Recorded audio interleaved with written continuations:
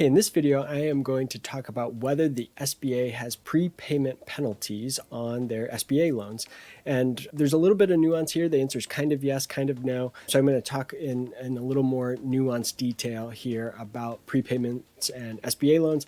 And then really, I have some thoughts on why this is important and has implications for which SBA lender you find. Ultimately, I think what you should be doing is not necessarily looking for the lowest cost or the lowest interest rate SBA lender, but the SBA lender that is most likely to approve your loan.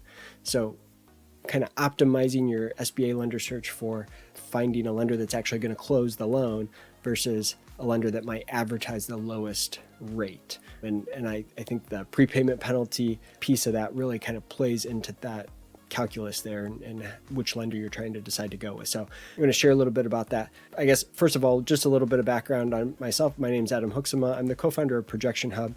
And what we do is we help people create financial projections for SBA loans. My background, I spent 10 years as an SBA lender where during my time as executive director at an organization called Bankable, we approved over 1,500 SBA loans. And so now today I kind of come at it from the projection side of trying to help small businesses and startups create projections for an SBA loan application. So, all right, with that out of the way, let's just talk about prepayment penalties and SBA loans. So I have the SBA website pulled up here, and they say it very specifically here: for loans with a maturity of 15 years or longer, prepayment penalties do apply if the borrower prepays 25% or more of the outstanding balance of the loan.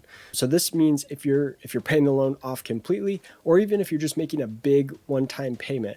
Now, if you make a small extra payment, if you've got $1 million SBA loan and you're paying an extra $1,000 a month in principal to try to get that paid off faster, that's not going to get you into that 25% range. So you're not going to have any prepayment penalty issues with that. The other thing to consider is that if the prepayment is made within the first 3 years after the date of first disbursement of the loan proceeds. So after 3 years, no matter the length of the term or how much you pay down, there's no prepayment penalties at all after 3 years. Now there is, if you do have a loan 15 years or longer, and you are making a large payment of 25% or more in the first 3 years, then you're going to have a 5% fee. So let's say you made a $100,000 one-time lump sum payment to pay down your loan balance, and that was greater than 25%. That $100,000, you're going to pay an extra $5,000 just in prepayment penalties on that. And you can see how that kind of goes down in the second year and the third year. The prepayment penalty goes down as a percentage. So I think this is important, just information to know. Now, if the loan is less than 15 years, which we deal a lot with SBA acquisition loans for acquiring a business, a lot of times if there's no real estate involved, those loan terms are 10 years or less is what I often see. So I don't think you're going to even run into a prepayment penalty at all here.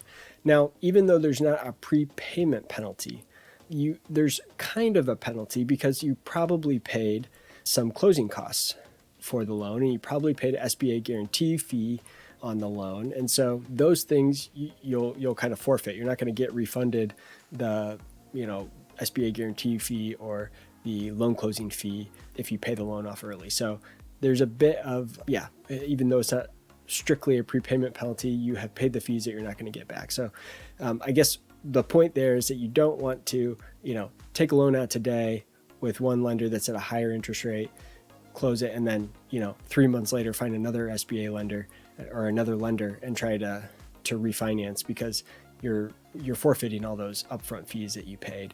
And then even if you pay, even if you don't have a prepayment penalty, you're still paying those fees that you did to close. So keep that in mind. But I want to show you our SBA tool here. This is a tool that we put together to help you find SBA lenders in your area, in your industry. So it takes the publicly available SBA loan data, which provides details about what banks made the loan, what lenders made the loans, and the industry and the stage of the business and all those sorts of things. So what I like to use this for is to kind of narrow down what lenders might be most likely to approve a loan for me.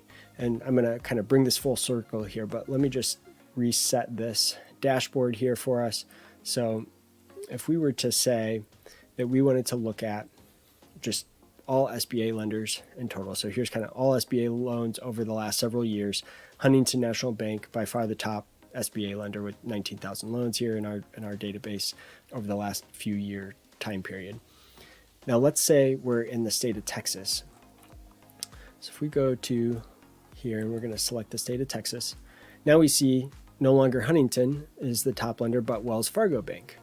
Okay, so that's useful, and we can see that there's kind of differences. You see Live Oak Banking Company here's number 4 on the list. But now what I want to do is I want to set this to change of ownership. So change of ownership means it's an acquisition loan. So if we change this to an acquisition loan, now we see Live Oak Bank is by far the top lender.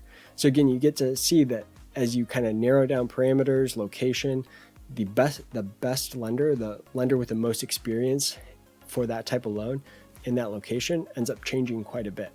So let's make one more change here. So if we go, let's say it's a car wash acquisition loan in the state of Texas.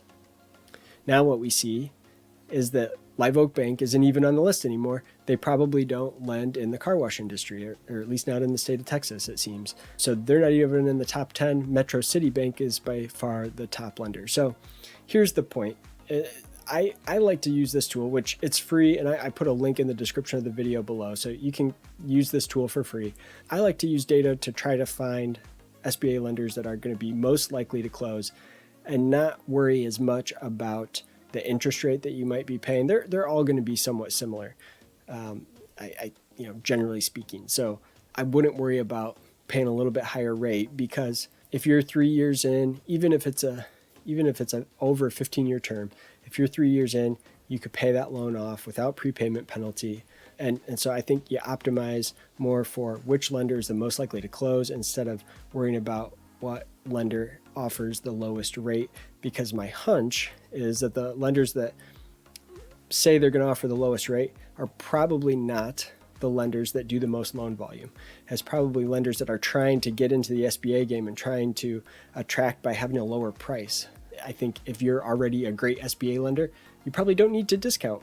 You probably don't need to offer those lower rates. So just something to consider. I hope this has been helpful. Make sure to grab this tool and use that for free. And if you have any questions or need help finding an SBA lender, let us know. Reach out. I'd be happy to help. All right, thanks.